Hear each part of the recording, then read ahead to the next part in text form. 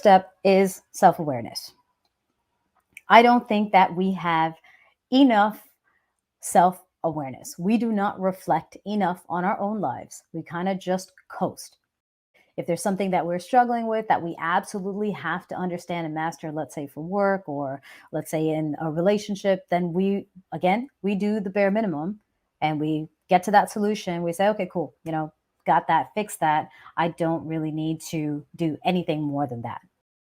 So we don't explore ourselves. What are we thinking? Why are we thinking it? What are we triggered by? What are our insecurities? When do those insecurities show up? How can we tackle them? How have we succeeded in the past? How can we succeed in the future? What systems and habits and routines do we have in place that can support us when we are at those low points? And how do we be humble and accept those high points but still push forward? We don't know that, most of us. I can't even say that I know that completely. I'm still in the process of discovery, and every day is a moment that I get to learn something new about myself.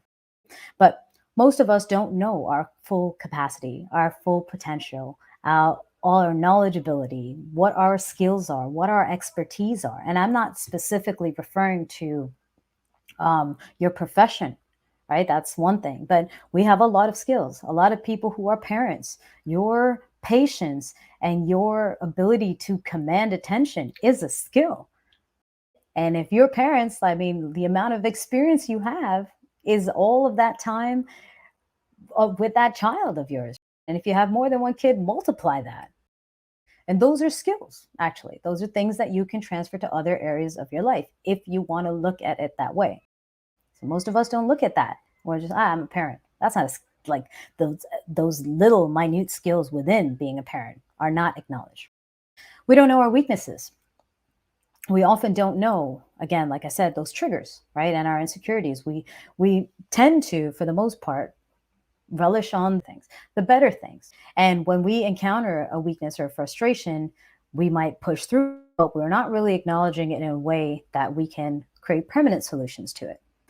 Our routines, our schedules, and our habits, even those things we're not necessarily clear of. So if somebody asks us for something, we're like, yeah, I could get that done. But what is your schedule? What's your routine? Where in your life could you actually bring something in? Where could you make time? Do you have time? Right? If you had to cut something out, which one of those things would you cut out? And how would that, in that assembly line, affect the outcome of that product or that relationship? Our own priorities. Everything becomes a priority in our life. When the moment that something shows up, even our phones are freaking notorious for that, right? You might be doing some work, and if you don't have that discipline, your phone goes ba-ding, and you're like, boom. Why? Why are you quickly shifting your focus when there's something more important that you're already doing? You think that this is a priority, that this notification on your phone, but is it?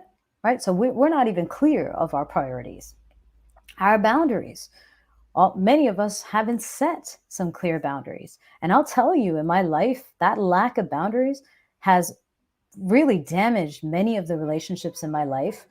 Many of them have been repaired, but as a result of like seriously difficult and uncomfortable conversations, just because I could not set a boundary in my life because I did not know what my boundaries were. I did not know what was acceptable, what wasn't.